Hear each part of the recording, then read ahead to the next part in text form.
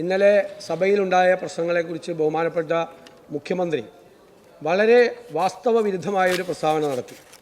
ഞങ്ങൾ watch and വാർഡിനെ വടികൊണ്ട് അടിച്ചു എന്നുള്ള തെറ്റായൊരു പ്രസ്താവന നടത്തി. അദ്ദേഹം അത് പിൻവലിക്കണം. ഒന്ന്.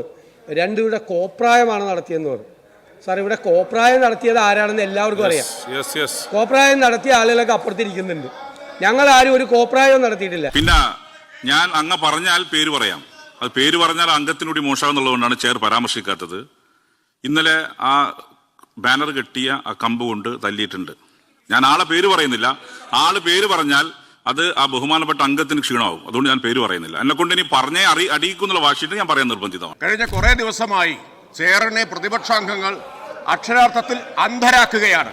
പക്ഷെ എനിക്ക് മനസ്സിലാവാത്തത് ബഹുമാന്യനായ പ്രതിപക്ഷ നേതാവിനെ ആരാണ് അന്ധനാക്കിയത് എന്നാണ്. ഗാന്ധാരിയെ പോലെ സ്വയം അദ്ദേഹത്തിന്റെ കണ്ണ് കെട്ടി എന്ന് വേണം മനസ്സിലാക്കാൻ.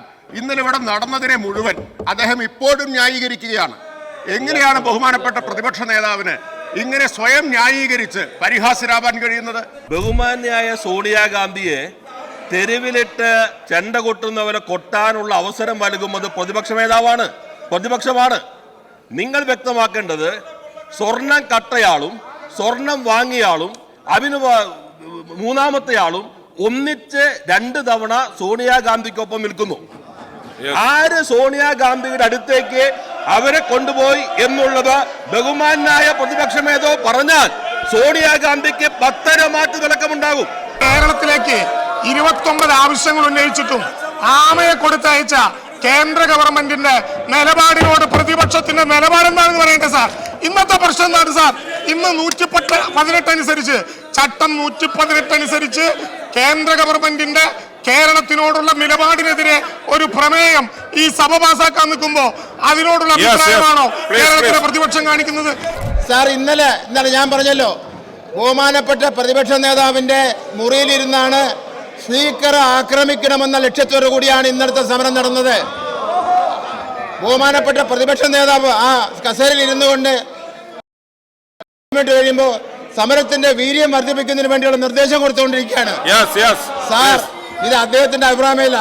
ഏതാവൊരു കനകോലു പ്ലാൻ ചെയ്ത് കൊടുത്ത സമരമാണ് സാർ ഇത്. ധനകാര്യമന്ത്രി എന്ന നിലയിൽ ബഡ്ജറ്റ് അവതരിപ്പിച്ചിട്ട് പ്രതിപക്ഷം പറയുന്നതോടെ കേട്ടിട്ട് മറുപടി വരാൻ വേണ്ടിയിട്ട് ഇരിക്കുന്നവരാണ് ഞങ്ങൾ. അല്ലെങ്കിൽ ചർച്ച ചെയ്യേണ്ടതാണ്. അതിനെപ്പറ്റി ചർച്ച ചെയ്യാൻ ധൈര്യമില്ലാത്തതെന്ന് ഞാൻ പറയും. കാരണം പത്രസമ്മേളനം നടത്തി പറഞ്ഞു ഒരു ധവളപത്രം ഇറക്കണമെന്ന്. സാർ, ധവളപത്രം ഇറക്കണ്ട. ഇവിടെ ബഡ്ജറ്റ് ചർച്ച ചെയ്യാൻ തയ്യാറാവുന്നില്ല എന്ന് മാത്രമല്ല, പ്രതിപക്ഷ നേതാവ് മറ്റൊരു പ്രധാനപ്പെട്ട അംഗത്തെ പോലും ഇതിനെപ്പറ്റി ചർച്ച ചെയ്യാൻ അവസരം കൊടുക്കാതെ മുഴുവൻ കാര്യവും സ്വന്തമായി കേന്ദ്രീകരിച്ച് ആരെയും ചർച്ചയ്ക്ക് സമ്മതിക്കാത്ത തരത്തിലേക്കാണ്. ഇവിടെ നല്ലപോലെ പഠിച്ച് സംസാരിക്കുന്ന പല അംഗങ്ങളുണ്ടല്ലോ. സാർ, ഒരു ബഡ്ജറ്റിനെ പറ്റി ചർച്ച ചെയ്യാതെ ആദ്യമായിട്ടാണ് സാർ പോകുന്നത്. ഇതാരും ചർച്ച ചെയ്യണ്ട എന്ന് പറയുന്ന ഒരു സമീപനമാണ്. ബഡ്ജറ്റ് സംബന്ധിച്ച് ഈ കാര്യങ്ങൾ ചർച്ച ചെയ്യാത്തത് കേരളത്തോടെ ജനങ്ങളോടുള്ള വെല്ലുവിളിയാണ്.